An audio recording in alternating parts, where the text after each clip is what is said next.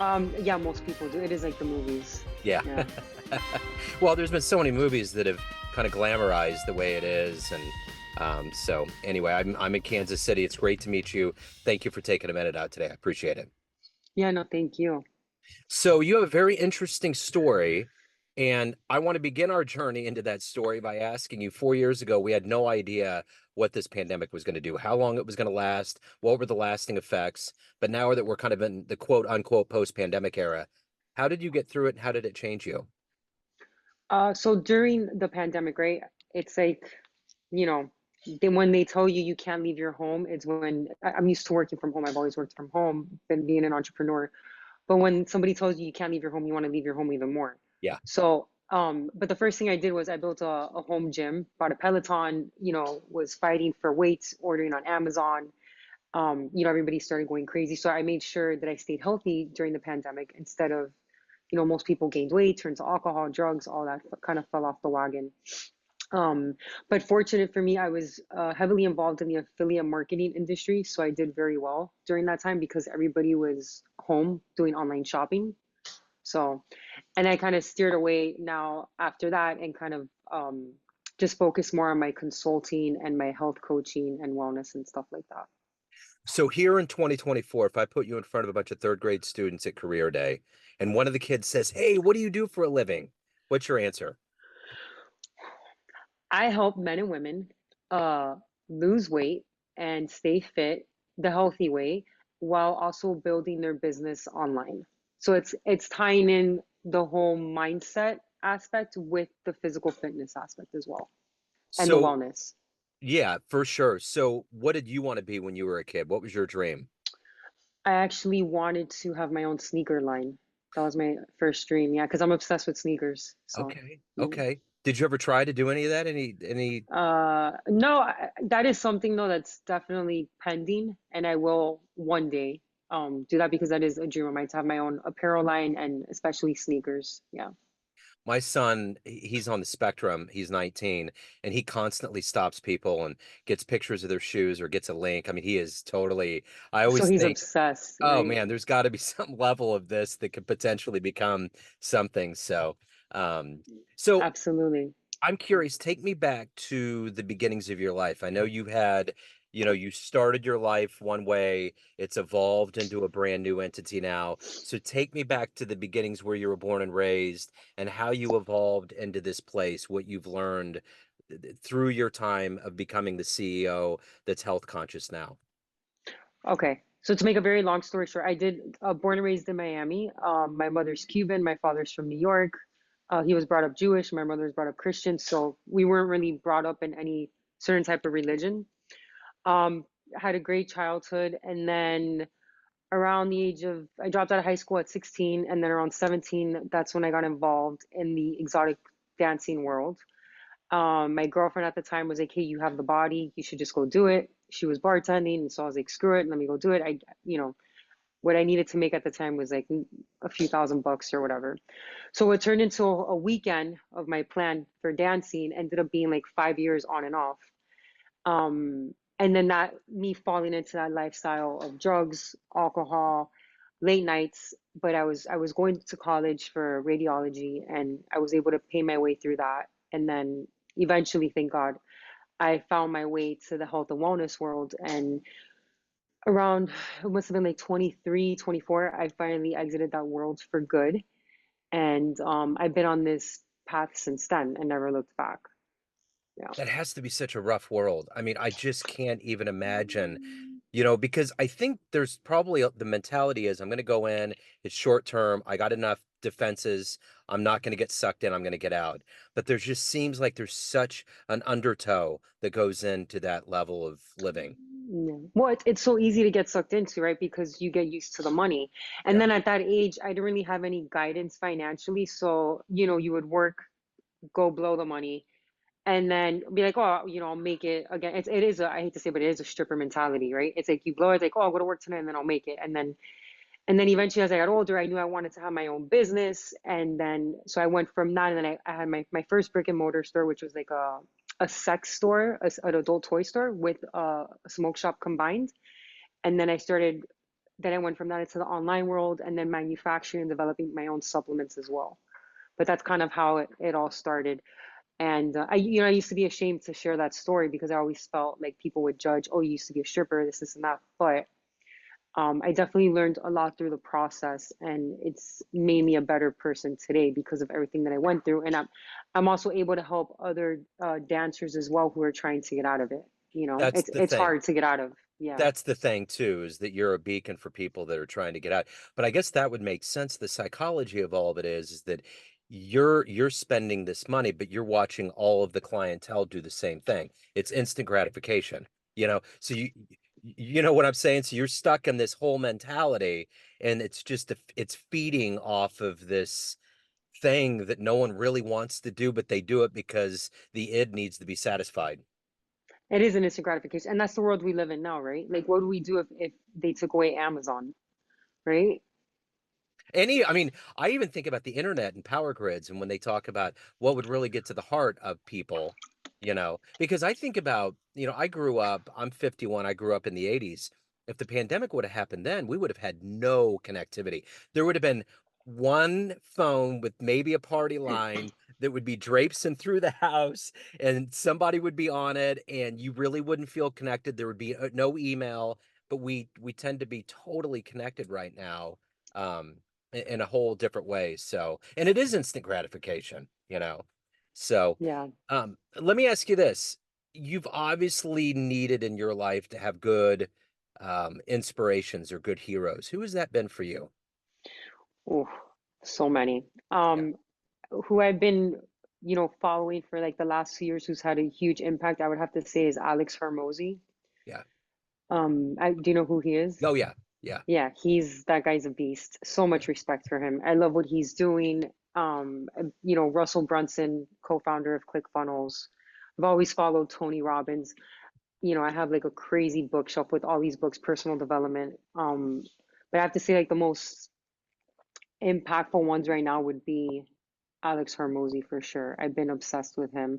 And recently, he has a little bit more of an aggressive approach, but he speaks truth, is Wes Watson. I don't know if you're familiar with him. Uh-huh. Yeah, Yeah, and he has a crazy story as well. yeah. So, yeah. So, if you can meet one person alive on the planet right now that you find fascinating, who would it be? You may have already answered it, but who would it be? Ooh, Richard Branson. Yeah. Yeah, he seems like a cool cat. Like He he's got a seems lot of like good things he's going. really, yeah, like hanging on his private island. Yeah, for Yeah. sure. So I'm curious in your life with this kind of reversal of what you've done in your life and you're doing things that are helping people and I would imagine that you're an inspiration to others. Have you gotten feedback from people that your example of the way you're living your life has helped other people get to a better place and kind of transformed the way that they live their lives now? Oh, absolutely. I mean, even I have one of my clients right now. She's been dealing with some autoimmune disease issues, and I've been coaching her through that. And she is seeking alternative methods, right? She does a little bit of the Western with also the holistic route, but I think it's like the number one thing, especially when it comes to healing, is the mindset. If you don't have the mindset aspect, and if you can't see your future self healing and being in a better place, then you can do whatever treatments you want. It's just not going to work. So I've had really good success with her now. We've been working together for it'll be a year in August. So Okay. yeah. So what is that inspiration for you to get up every day because you're in the business of helping others, but you also have to take care of yourself and evolve as a human being. What is ultimately that spark that gets you to do all of this? Yeah, it's definitely like I know my why and my purpose is so much greater than my past. So for me, it's like I don't want to say the word saving or be the hero to anybody, but it's like if I've been through a lot of shit, right? And a lot that we don't even have time to go over. But if I was able to pull myself through that like on my own, if I can help and inspire those to do the same and get out of a lifestyle that is no longer serving you or your family, then to me that's, the biggest reward. I think the thing I've learned in my older age is that the only real way that you're going to be able to avoid a lifestyle that you don't want to be in or people that you don't want to be around is to have experienced it before. It's the Right. anti-hero thing because there is a part of you that you know how that world works, and there's everything in you that would never want to be in that position again, I would imagine, because it takes you down such dark places, you know. Yeah, But it does. Yeah. yeah, I mean, because it is one thing to counsel others, but I think sometimes people have to at least experience a little bit of it to be like, all right, I got it. I'm out. I'm good. I'm not gonna do it. Right. So that it's relatable, right? Because then they might Yeah. be like, well, what the hell are you talking about? Like this doesn't pertain to me. Or if they don't go through that emotion or those dark times, like, I always say to you, you have to go through the darkness to then see the light on the other side for sure. Because if you just stay, like positive all the time, eventually that shit creeps up and it just blows up in your face. So life is definitely an accumulation, almost as though kind of like the sands washing up on a beach. It's an accumulation of all these little specks that make you change or do things differently. But was there a flashpoint for you? Was there a moment where you were like, I got it, and it was the beginning? Well, I almost overdosed. So for me, that was like my awakening. Like this, if I don't get my life together, I'm not gonna see tomorrow. I That was like remember. my aha moment. Yeah, I remember when I started doing kind of the real other than because I have a jazz radio show and I started doing podcasts with just everybody around the world. I got approached by um Deanna Adler, Steven Adler, the drummer for Guns N' Roses, and Yeah. she wanted me to interview and read the book, and I read the book and I was like, my God, like it was exhausting for me to read through how many times he almost died and how he finally got to the point where he was done with it. I don't know if you remember, and did you ever see the Motley Crue movie that they made on Netflix? No, I Oh, didn't. okay. Well, it went through the whole life, and I don't know if you remember, but Nikki Sixx almost died. He No. okay, so Nikki Sixx had an OD, and it was on the news. It was a big deal. And I remember hearing about that, and I didn't realize what happened. And Steven Adler was with him and actually was the one that brought him back to life. And he had been at that point, but I just think about those moments that are seminal that a lot of people may not experience, where, you ultimately do it to yourself and you have to wake up if you want to stay alive on this planet. Absolutely. I'm gonna make sure I watch it. It's Motley Crue on Netflix. Yeah, just do like the Motley Crue story, and it goes from like their beginnings of being kind of this LA glam band and how they get Yeah. big and all of the things that happen. But that was around the height of their powers. MTV released and said Nikki Sixx died, and everybody was like, wait, hold on. And then they were like, he's in an ambulance. We don't know where he's at. He's getting transported. But it was around that time that no one kind of knew there was a gray area, but he popped out of it. But they really did think he died. Yeah, it was bad. So, Shit. but there's so Wow. many of those Okay. near misses that happen all the time with rock stars, you know. No. So, uh, Especially with rock stars. Yeah. yeah, it's just the nature of the beast. So, um, what about art and what about books or any of those things? What were some things growing up that were really big and seminal for you? As far as books, Yeah, um, I've always been a huge fan of Napoleon Hill, Think and Grow Rich. yeah, I that probably was my one of my first books I read. That one and The Secret years ago. Well, The Secret was a little older. Um, man, yeah, that's like off the top of my head. yeah, Like, yeah. yeah. So let me ask you this. You have to give good advice to your clientele. You have to help them out. What's the best advice you ever gotten? Oh, the best advice I've ever gotten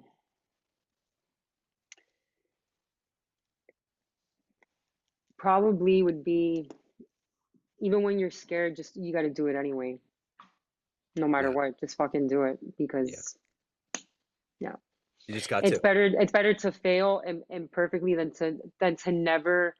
Because you're not doing something trying, right? We strive for perfection, trying for it to be perfect. You never end up doing the thing because you'll never arrive to perfection. Yeah, what Mark Twain said before the end of his life, he doesn't regret what he did in his life. He regrets the things that he didn't do, Didn't do exactly. right? Yeah, that's a good So, one. Yeah, yeah, it is. It's like that guy never stops. Like everything that comes out of his mouth, it's just like what? it's like gold. Yeah, Yeah, all the time. yeah. So, all of these things that you've done and become and evolved into in your life, what are you the proudest of?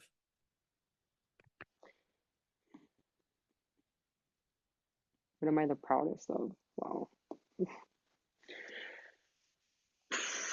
I think I'm the proudest of being able to turn my story around and use it for good instead of falling victimhood. I've been able to, turn it into a positive outlook instead of staying stuck in the mud and the woe is me. Yeah.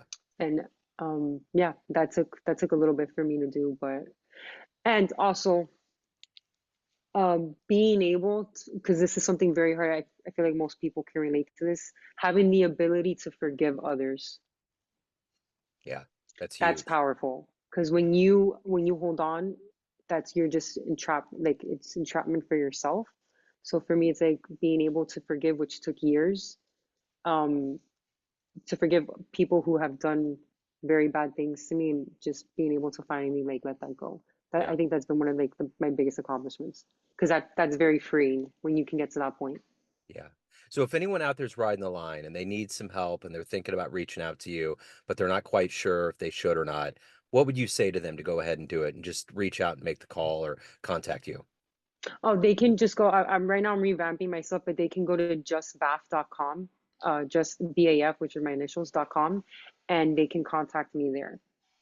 So at the end of the day, everyone has a perception of you, family, friends, clients, but you run the show. What's your perception of you? Who do you think you are? Who do I think I am? Who do you think you are? Oh man.